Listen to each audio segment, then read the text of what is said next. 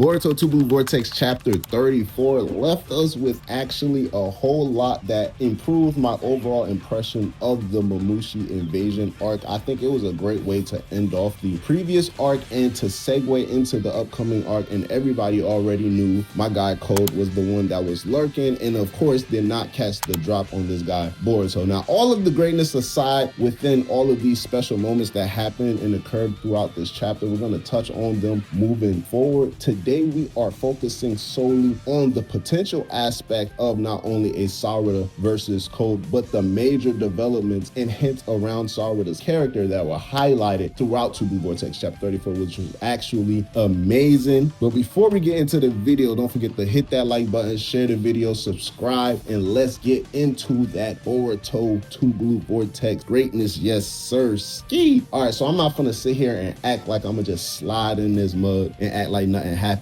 I know I emphasized my last video I was going to be in Japan, and no, I was not in Japan all this time up until you guys watching this video. I actually been home as per recording this video for over a week now. It's just been taking some time to adjust. I had 2 appearances on the podcast and still haven't dropped a video, so I was like, you know what, it's time to get busy and get back to the work. You feel me? So we are here. Now, Boruto 2 Blue Vortex chapter 34. Sarada finally got that moment with Sakura that everybody was anticipating. Everybody was wondering Sakura's ultimate stance in the current omnipotence world. Her daughter is vouching for public enemy number 1 and 2 being in her husband Sasuke Uchiha. And obviously throughout the chapter we see that Sakura stood 10 toes down, letting everybody know, bro, it's not nothing new. People been talking about her family for years, for decades. She's used to it now. Obviously at this point she's been married to Sasuke for years, so yeah, people gonna talk about them Uchihas over there, so it's not anything new. However, the reassurance that she's able to give Sarada throughout this chapter was actually amazing, and it shed so much light, especially throughout the recent obstacles that have, you know, brought itself inside of Sarada's way. So everything that we've seen up until this point within 2 Blue Vortex adds that much more emotional depth throughout this conversation with Sakura and Sarada, where basically we see that Sarada's eyesight is getting worse. She's seeing 3 chochos and 7 fingers. Shit is not making sense right now, you know what I'm saying? So basically she got to get a new prescription for some glasses, and Sakura's telling her, bro, you keep on using this Mangekyo, which we've already surmised this throughout the last few months, it's gonna lead to your ultimate blindness, and there's no turnaround, there's no cure, albeit except for the eternal Mangekyo Sharingan that we know of today. And Sarada's resolved enough to keep on doing what she does, all for the sake of this guy Boruto. And obviously we see Chocho chiming in and Sumire chiming in, a nice little girl moment and a nice little, I guess, reconnecting moment between especially Chocho, Sarada, and Sumire, understanding that specifically for Sumire and Sarada, they've been separated from the village these last 3 years because of their outcries and voices in terms of vouching and backing Boruto, and ultimately in our case obviously knowing them, remembering the truth as opposed to everybody else being fooled by omnipotence. But moving past all of this, Sakura's stance is solidified, and there's nothing surprising, right? And it's a very peculiar thing that we also see her getting noted to get called for another patient, and they kind of emphasize like that patient, so I want to keep my eye out for that moving forward. But we see it's still breaking Sakura emotionally, and we can see the parallels obviously between her and her daughter. Noted that Sakura herself said that, yo, you're just like Sasuke, you're just like Itachi throughout the chapter, in Sarada's case of basically carrying a burden all by herself and being willing to stand against the world for something that they believe in, and no matter how big that, you know what I'm saying, thing may even be. So in this case, Sakura is feeling the emotional burden of not just the people that she's known and grew up around her with, but also her herself in that connection with her daughter, understanding what her daughter not only has gone through, but potentially has to go through lying in front of her because of how resolved she is. Sakura was resolved at a point to follow Sasuke, to be taken away by Sasuke. She asked multiple times throughout part 1, and then we see throughout part 2, she was destined, and she felt she was destined at the very least, or resolved enough to kill this man Sasuke, honestly not being able to go through it, albeit on the fact that it was never going to happen in the first place, shorty. But that entire roller coaster of emotions is something that Sakura can relate to, and essentially she sees that in her daughter Sarada and understands the potential future pain that can still yet to come, and given her current circumstances right now. So that tear is the tear of a mother, that tear is a tear of basically relating and empathy and sympathy and all that love put into one. And it's really just an amazing moment, and just shows and emphasizes how much more great of a character Sakura is, especially moving into adulthood. I really love her Boruto era character and the connections that she has with Sarada. So Sarada is like firm. Her resolve is renewed. She got some,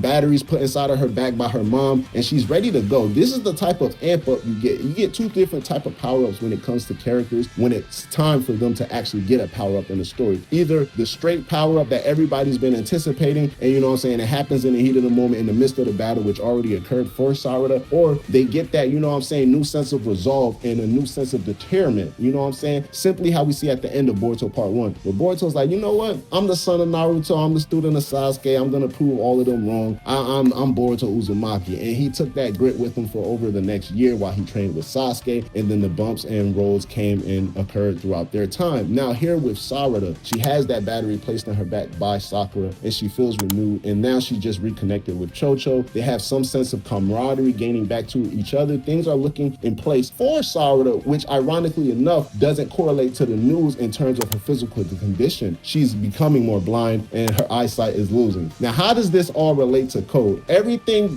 basically ties into each other, because now the potential for Sarada versus Code is inevitable at this point. We already talked about it briefly earlier in the video. My guy Code got walked down by Boruto like it was nothing. Code's stocks is really crazy drastically down right now. I've been telling y'all it's a smart investment. I'm still saying that in the grand scheme of things, but at this point, I ain't gonna lie, I'm gonna start scratching my head. Good thing I never invested in those stocks though. But Boruto telling Code, yo, we already know what he's gonna do. What you trying to do? Go ahead and take another swing. He doesn't swing, and we know what he's finna do because of this guy, Kashin Koji. He has 3 cases, and the least likely, and the one I think might actually happen being in Code turning to the good side, isn't basically being foreplayed or unfolding right now. And we see Boruto didn't kill Code, so obvious the next one would be Code to leave and go ahead and target Sarada in terms of getting to Boruto. Now, people don't want Sarada to be a damsel in distress. I don't want Sarada to be a damsel in distress. I don't even think it's gonna be like that, and I think the emphasis on her this chapter is something that Ikimoto specifically wants us to see prior to, her eventual battle and reconnection with Hidari, and then eventually her father Sasuke. So Sarada has all these things going on in the midst, and then we find out an enemy has now put another target on her back, and it just stacks onto the crazy amount of things that she has been going for, and ultimately backs up the statement by this guy Momoshiki all that time ago. Those who are immune to omnipotence basically undergo the worst tragedies, or are bound to suffer the worst, somewhere along those lines, right? And we see all of these trials and errors that have been occurring and basically popping in front of Sarada, and we understand the amounts of difficulties and the literal life being stolen away from this guy Boruto. But in this specific case, it's just been a lot on this girl, and even in this case, from a psychological standpoint, it gets to a point where everyone around you is starting to believe this lie, and you know it's a lie, but at what point do you actually start to question yourself? Do you actually start to agree with society? Maybe I am crazy, maybe I'm the one tweaking. And we know Sarada hasn't reached that point, but who's to say over the last 3 years those thoughts haven't occurred to her or haven't circulated within her mind? So all of these things are going into play, but ultimately this guy Code now wants to target her, and I think the potential matchup is already put and set, and it's perfect at this point, because if Sarada places a self-limit on herself, if she chooses not to use Ohirome, it could be beneficial for Code in a potential battle, in a potential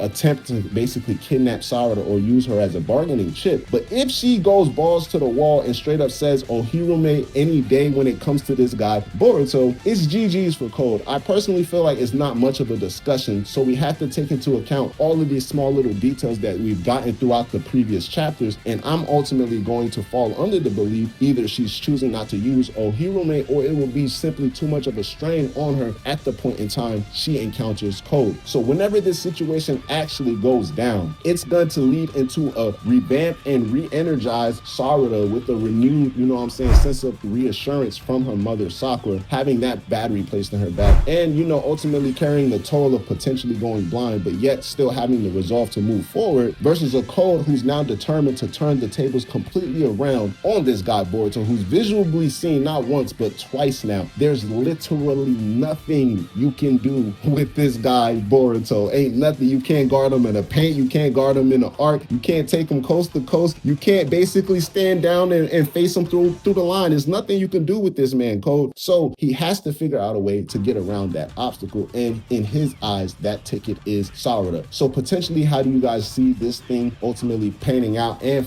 unfolding for this girl Sarada? Like I said, for me it's not much of a discussion, but it's still all of these little small small points and details is something I decided to present to you all. But if I had to give you my answer, plain cut and short, like I said just not a few minutes ago, Code, like, if she uses Ohirume, it's nothing he can do. We've seen her battle at this point 2 enemies, multiple if you want to include the clone army of Mamushi, but so many enemies with the same abilities as Code plus more. And she's had no problem specifically with dealing with the claw mark jutsu. And we've seen Ryu disappear and reappear. We've seen Hidari pop up out of claw belts out of nowhere, and Sarada still reacting in time. So what can Code actually do against Sarada? Let me know how y'all feel about it and what are y'all thoughts. It's your boy Black Chat 3 No Face. Skinny body, holla at your boy. I'ma holla at y'all. Black Chat out. Yes, sir. Skinny.